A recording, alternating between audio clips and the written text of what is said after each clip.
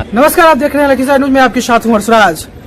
इस वक्त मेरी मौजूदगी राजस्थान के पुष्कर में है। पुष्कर इसलिए फेमस है क्योंकि ब्रह्मा जी का पूरे भारत में और एक ही मंदिर है, वो पुष्कर में।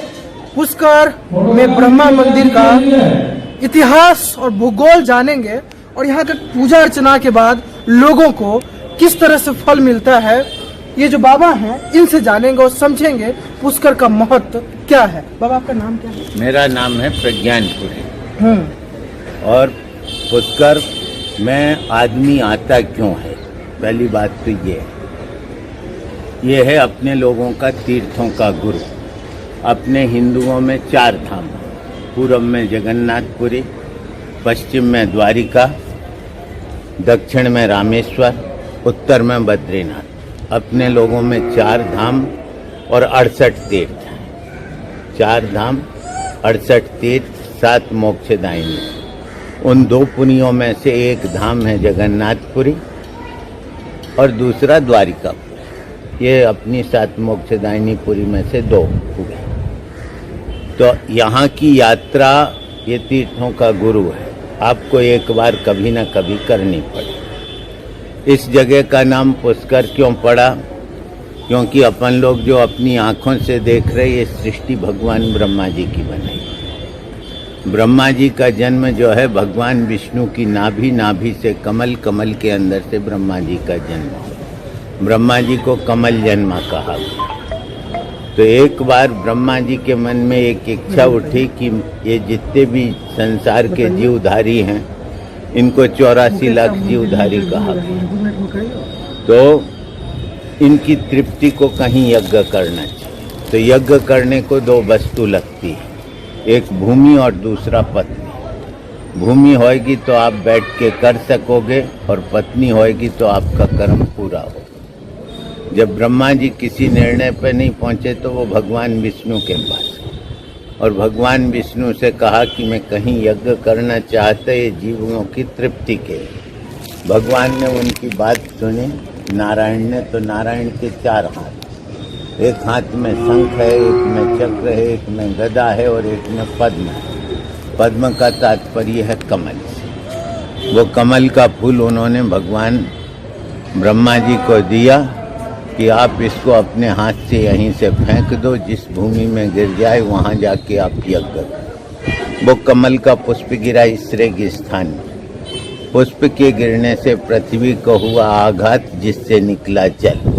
तो अपने देश की जो हिंदी है, संस्कृत है या जो क्षेत्रीय भाषाएं हैं, इनमें संधि विच्छेद होता। अपन लोग इसमें आधा अक्षर लिख सकते, अंग्रेजी में आप ये नहीं कर सकते। तो पुष्प के पतन से आया जल, संधि विच्छेद होने से ये हो गया पुष्कर। यहाँ अजमेर न, वहाँ भी नहीं गए, अजमेर में सभा करे और चले गए।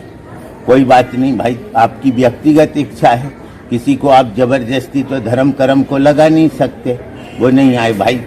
धन्यवाद प्रधानमंत्री जी। उसके बाद तो प्रधानमंत्री जी को कभी ये सोचना चाहिए, आजकल तो कई साधन हो गए हैं, सैटेलाइट के जरिए आप मंदिर की व्यवस्था देख सकते हैं अपने कार्यालय में बैठ के। मैं झूठ बोल सकता हूं पर ये कैमरा थोड़ी झूठ बोलेगा श्रीमान जी।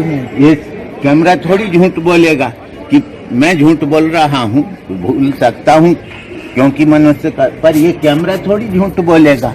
जब इनकी भारत सरकार की इच्छा शक्ति मर गई है, मैं ये की बात बोल रहा, न उसकी इच्छा शक्ति है और न उसको कुछ है।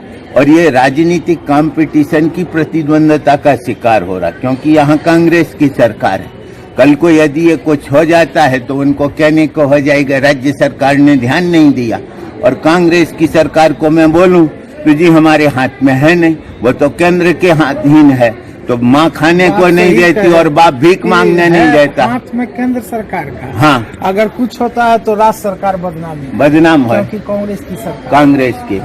तो वो माँ खाने को नहीं देती और बाप भीख मांगने नहीं देता, वो दशा है। और जब आप काम नहीं कर सकते हो तो फिर इसको लिया क्यों? जब भाई आप काम नहीं किए, मतलब 2003 के बाद आप 4 से ही गिनो तो कितने साल हो गए?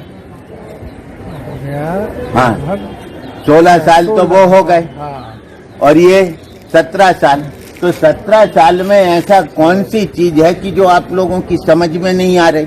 मतलब पुरातत्व विभाग का सचिव भी नहीं, कम। इससे पहले भी तो मान लीजिए कि भाजपा की सरकार यहाँ थी। हाँ, उसने एक एंट्री प्लाजा के नाम पे पूर्ववर्ती महंतों की हमारे समाधियां तोड़ के एंट्री प्लाजा बनाया। हाँ। तो उस एंट्री प्लाजा का कोई मतलब नहीं था। जो संजय सिंह जी ने बात करी तो वो उस कारण से इस पर रोक लगी हुई है न्यायपालिका द्वारा।